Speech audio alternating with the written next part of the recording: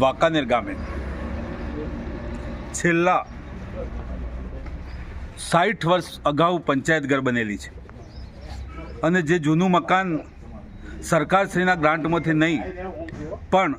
ગામમાં અમારા મૂલશંકર જોશી નામના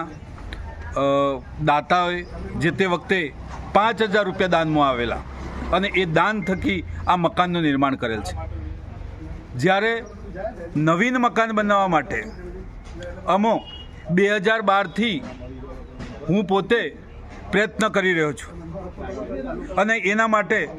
અમને નોન યુઝ કરી અને અમારા આ બિલ્ડિંગને નોન યુઝ કરી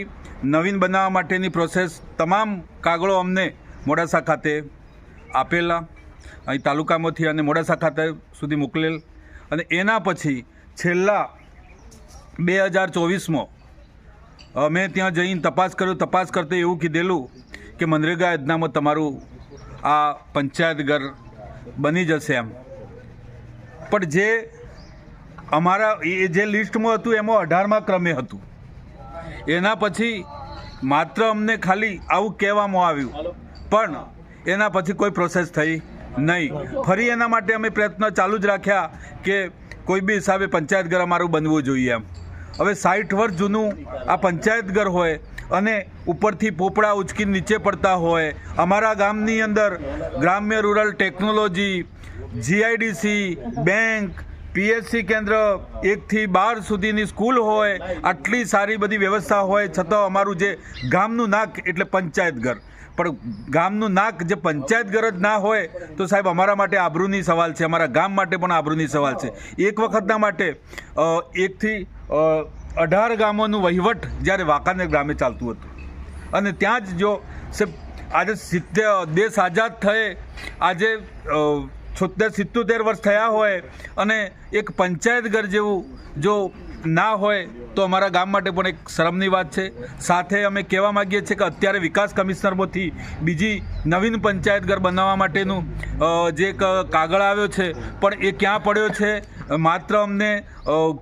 સંતોષ આપવા માટે જ આ આવ્યો છે કે શું એ અમને ખબર પડતું નથી। જેથી કરી અને હું આશા રાખું છું કે હાલમાં અમારા વાંકાનેર ગામે તાલુકા પંચાયતના સદસ્ય, જિલ્લા પંચાયતના સદસ્ય, ધારાસભ્યશ્રી તેમજ MP જ્યારે બીજેપીના હોય અને પૂરેપૂરી ડબલ એન્જિનવાળી સરકાર હોય સાહેબ અને અમને ના મળતું હોય તો અમારા માટે શરમની વાત કહેવાય। બીજું કે અગાઉના ઇલેક્શનોમાં સરકાર ઉપર ભરોસો મૂકી અમારા ગામના તમામ લોકોએ જંગી બહુમતીથી જ્યારે બીજેપીની સરકાર લાવ્યા હોય અને એ સરકાર આવવાથી ખરેખર અમારા વિસ્તારમાં વિકાસ થશે એવો અગાઉ કોંગ્રેસ જ આવતી હતી અને હવે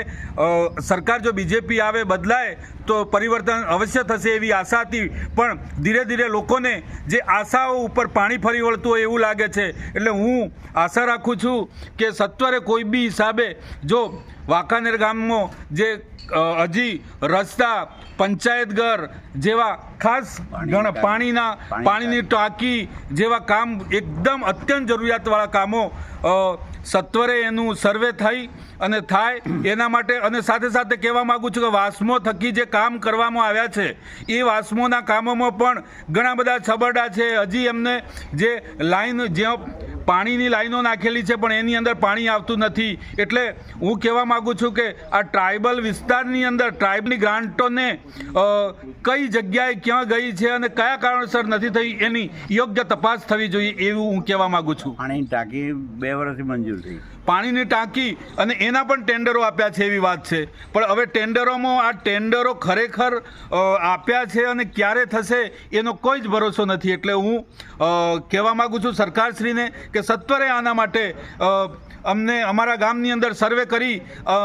આ વિસ્તારના જે કાંઈ જરૂરિયાતવાળા કામો છે એને સત્વરે પૂરું કરે એવી હું આશા રાખું છું અને અમને આશા છે, પણ ક્યારે થશે એનું અમને હવે એના માટે અમારા જેવા યંગ જો સરપંચો હોય, ગામના લોકો અમને અમારી જોડે અપેક્ષાઓ સાથે અમને ચૂંટીને લાવ્યા હોય, અમને પૂછતા હોય ક્યારે થશે એમ, અમે સરકારના હિસાબે અમે ઉપરથી સરકાર કરશે એવું અમે હૈયાધારણા આપતા હોઈએ છીએ, પણ હવે એના માટે અમારી જે અમારી ધૈર્યતા ખૂટી ગઈ હોય એવું લાગે છે। એટલે આપ સાહેબશ્રીને અમારા રજૂઆત છે સરકારમાં અમારા આ પ્રશ્નને પહોંચાડો એવી હું આશા સાથે મારી વાત પૂરી કરું છું।